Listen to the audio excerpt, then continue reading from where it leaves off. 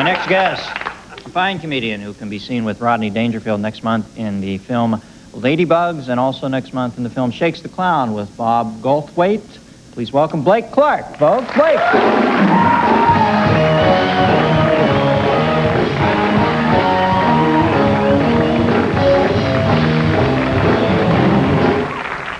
Thank you.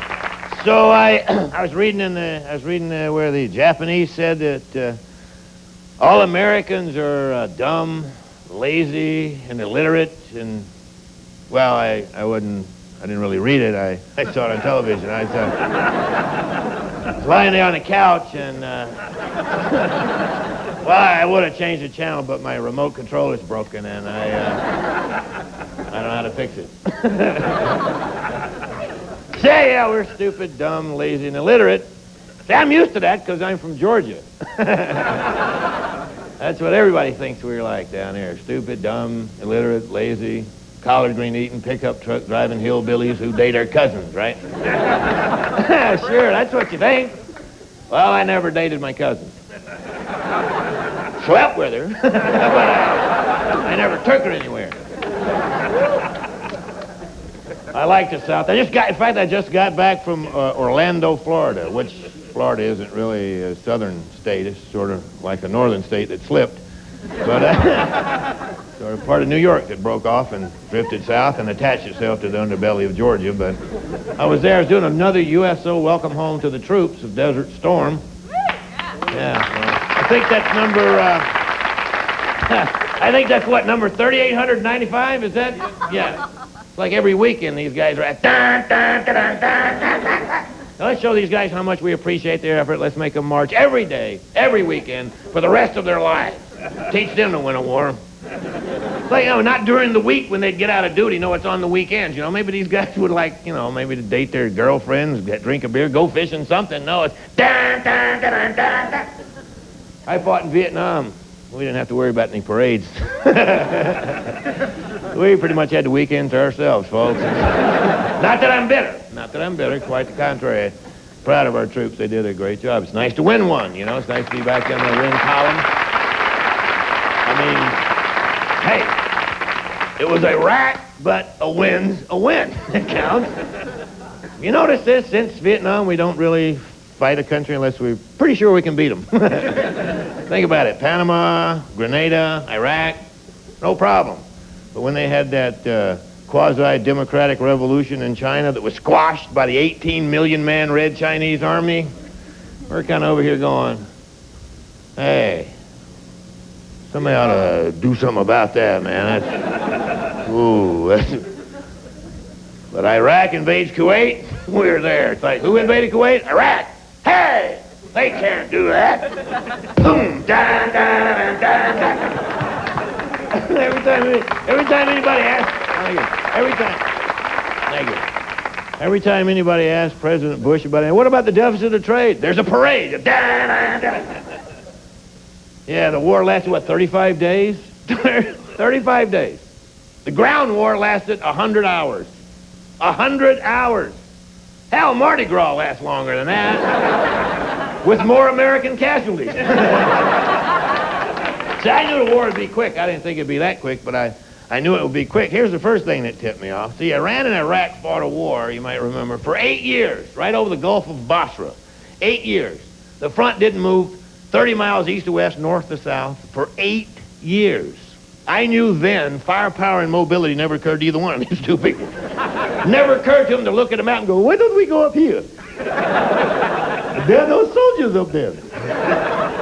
Oh, they forget it. It was a stupid idea. Yeah, you don't want to go where there are no soldiers. Who would you fight? You'd be up against those unarmed civilians, and we know how pesky they can be, huh?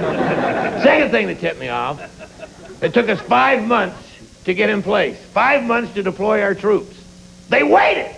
They waited. Didn't it ever occur to them to maybe attack when we had one brigade there or something? Or did they come out to the front every day and go, are you ready yet?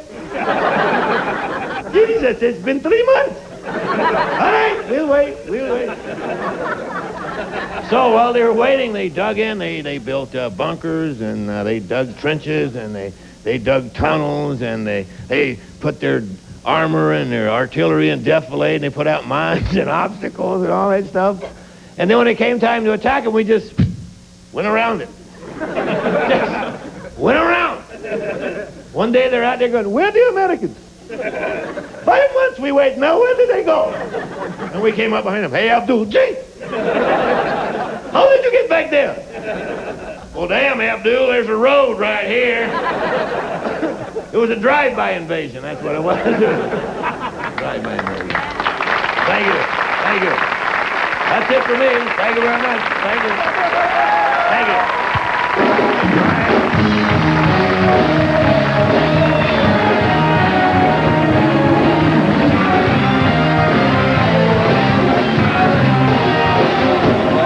Blake. So that's how you do the Iraqi accent.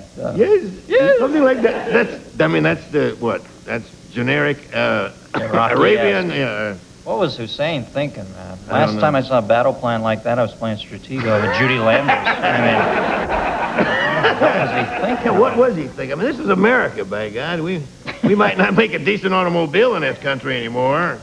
We might not make a decent TV, a Visa an hour, but one thing we still do is kick butt. I mean, we spent three... We still make a... No, you're missing the point. We'll still make a damn fine bomb. Right, yeah, we do make a fine bomb. Now, you're, as an ex-Vietnam vet, I'd be interested in hearing your perspective on gun control in this country. Well, Well, I'm just saying, something that I think is obviously we should have. I don't know what the hell. Here's one of the... I do too. Here's one of the things. Not now... First of all, if you're in the NRA and you can write, don't write a letter, okay? I want to hear from you. So, I don't think we got any. You know, most people that join the NRA join it because they can spell it. But here's the thing. Here's what gets me. Our federal government, your federal government, yours too, Dennis, our federal government feels it necessary to put a warning label on a hairdryer. Permanently attached plastic warning label that says don't use this under the shower. Now this is the same federal government that will not enact any sort of gun control legislation. When's the last time someone broke into a cafeteria with a hairdryer and killed 23 people? I mean... I think I saw that on an episode of Alice. Yeah, get in the shower. Get in the shower. But then everybody always argue, well, it's the Second Amendment to the Constitution of the United States, right, to keep and bear arms. Right, but this was written 200 years ago when there were like 3 million Americans. I don't think our founding fathers had any idea how thin the gene pool was going to be stretched. If they could come back now and see the people walking around armed, I think they'd kind of go, I don't think we need that number 2. Not everybody should have a gun. Not everybody should have hair dryers. And the weaponry was less advanced back then. You're talking about a musket. Right. Fire a musket on Tuesday. By the time you reload it, you don't get to fire it again until Friday.